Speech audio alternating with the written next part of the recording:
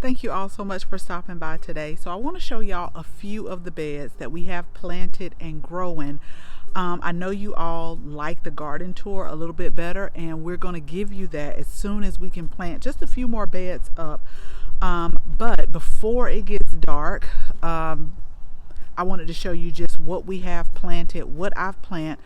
But I want you to stick to the end, y'all, because let me tell you, I am growing one of the most expensive plants, and I want y'all to tell me some things that I can do with it, ways that I can use it. So make sure you stay until the end. So let's go ahead and let's get started.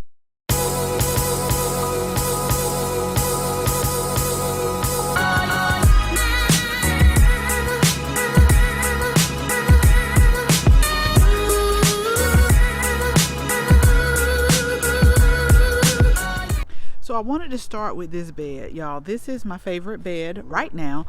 And we're actually going to start harvesting some of our Florida broadleaf mustards.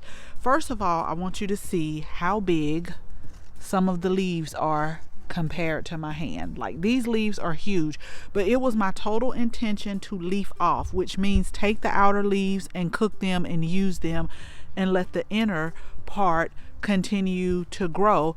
But I'm going to start harvesting them because the big leaves are starting to cover up my thyme right here, a little bit of the pansies, and then it's also starting to cover up the nemesia. So we want to give that some light, since it's like fall time and you don't get as much daylight as the summer. But if you're looking for a vegetable, a leafy green that's really quick, I would definitely recommend this Florida broadleaf. And you can harvest it at all different stages.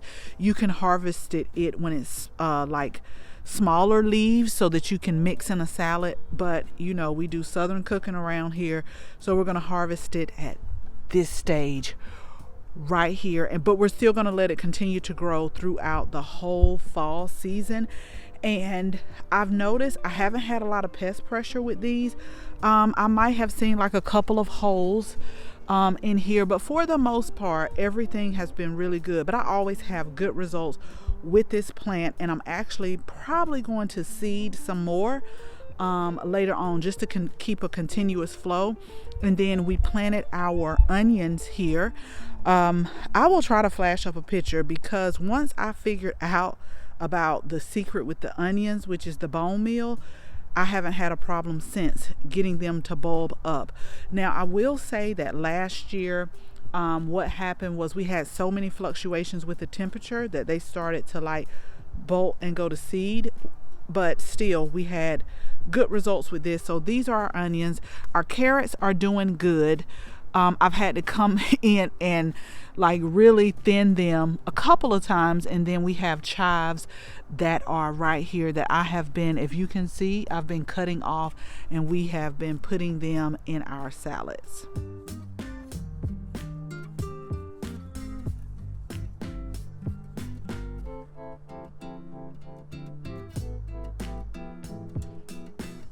So let's go to this bed next. One of the things I've been trying to do is like plant in different phases so that everything is not ready to be harvested at once. Because once they get to growing, once we start to get to the early part of the spring, it's going to be go time. It's going to be really busy again. So right here we have broccoli rabe. And let me tell you about this vegetable. It was actually a pretty popular vegetable in Italy. When we stayed in Naples, Italy, they would use it in a lot of dishes. I'm not a big fan of broccoli, but I want to expand my green growing beyond like the collards and the mustards and the turnips, and the kale. So it wasn't bad. I did like it, so I thought maybe I would grow some of that again. A little bit of pest pressure, but I think we have it up under control. A row of carrots right here, in which I think I may have to come in one more time and thin it A little bit of pest pressure, if you can see right here, with no leaves. And then we have our chives up front as well.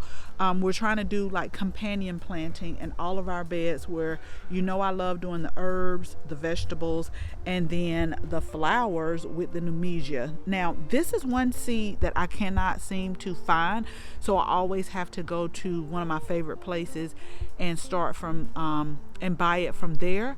But it's actually a great cool weather plant as well. I have to come in and deadhead. And then this is the Zatar. We soil block those, and so I put them right here, and so hopefully they'll start to establish a good root growth, and then we can start to harvest that. It's a perennial herb as well, but we started those from soil blocks, so I just put them right there. Hopefully they'll fill in this area, maybe even trail over a little bit like the oregano that we have.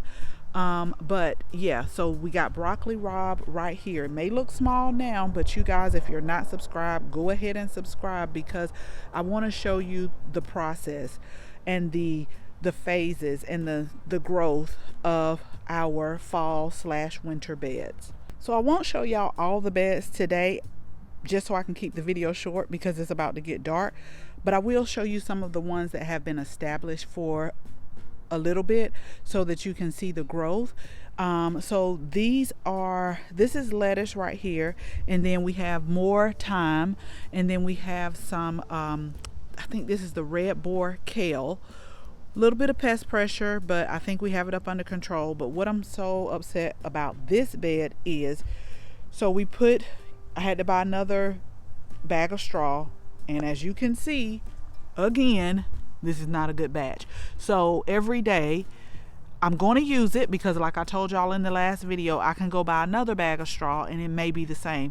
But what I do is I come in and I just keep pulling it up. I may come out here and say, let me pull 10 up, let me pull 15 up, but I don't like the way they make my beds look. But again, you never know until you get it. But what I really don't like about it is because it's growing with the onions. This is another bed of onions. So when I get to this part, I really have to look good to differentiate. Is this part of the straw, which this is, and then this right here is actually like an onion. So I really have to and I'm not gonna pull any more tonight, because I really have to come in and make sure I'm not pulling onions versus like the straw that is popping up. So I really am, I don't know, I'll figure out something with that. But we have snapdragons in the middle, and these snapdragons are supposed to get up to 3 feet. See, like I can pull this because I know this is nothing here but the straw, but these are supposed to get about 3 feet, and so we'll have like some height in the middle, along with our red kale, our lettuce, and then our onions that will I really plant onions in the fall so they can get a head start on the root growth. And then come early spring, they'll start growing, they'll start bulbing up. I'll try to link a video where we've grown onions in the past and the process and the phases that we do to make them bulb up. But this bed I won't touch anymore because I don't want to pull the onion plants up. So let me tell you about this bed real quick, and then we're going to go over to my most expensive plant that I'm growing. I got a little mad at this bed right here. These are snapdragons that I started from seed, and I actually came in and did what you call topped them off so that they can start to get like a little bit bushier.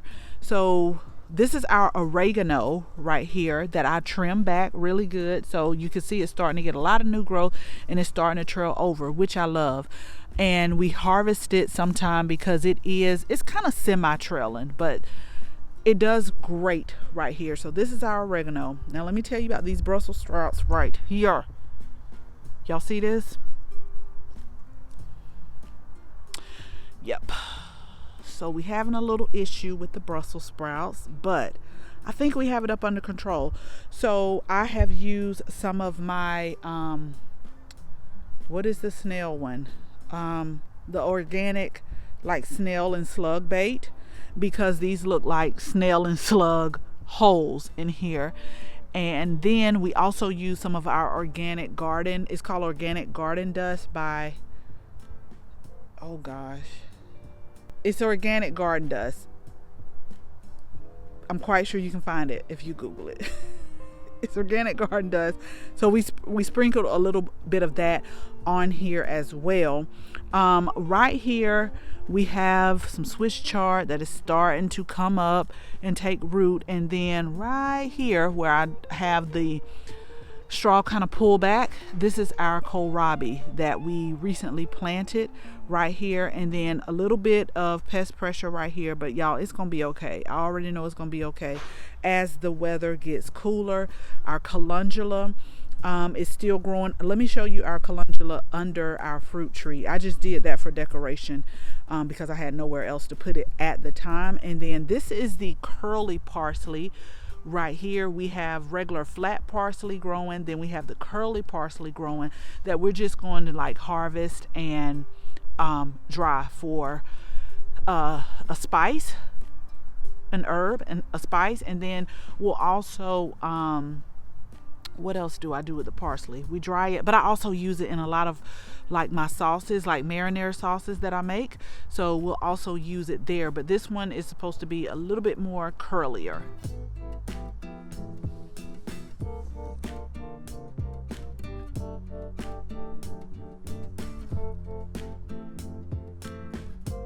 Okay, so let me show you what's starting to bloom. Now this is my first time growing this. This is the Saffron Crocus, and this is the most expensive spice by weight that you can buy. And I did not expect it to be blooming this early. You still see that some are starting to pop up from the ground. And then I actually got another container right here, and you can start to see little things peek out of this. But I want to get a little bit closer so you all can see the saffron right here. Now, let me tell y'all about me. When I grow something, I don't care if I get like one thing. So with this saffron, I don't care if I get 2 strands. I got more than 2 strands though. But I need to know what I can use this for. So I want y'all to put that down in the comments. I've seen where people make like saffron rice, but you can see the little saffron strings. Can y'all see that? I hope it's not dark. Coming out. So once they open up pretty good, I'm gonna go ahead and like pick them and bring them in the house. And we still got more that are like popping up, but I was so surprised to see this, and I was like, wow, already? I thought it was more like a around January, February, like when you see the first thing growing in the spring. That's what I thought. But we're gonna take advantage of this saffron right here. So this is like the most expensive spice by weight that we grew, and I'm so excited. And it looks like I'm going to get some good strands with it. I don't know what it tastes like. I don't know how to season with it, but we're going to figure it out. But what I do like, it is a bulb that will come back year after year, and it will also naturalize, which means like it'll start just expanding. So I'm pretty sure over the next few years I'll have to get it out of this container right here. But I was just like, you know what, let me just try it out, because y'all know purple is my favorite flower color. And so I just happened to be online scrolling, and I said, let's try it. So we got our saffron right here. So you all let me know in the comments. As always, thank you all so much for watching this video. Make sure you share this video with your family and your friends.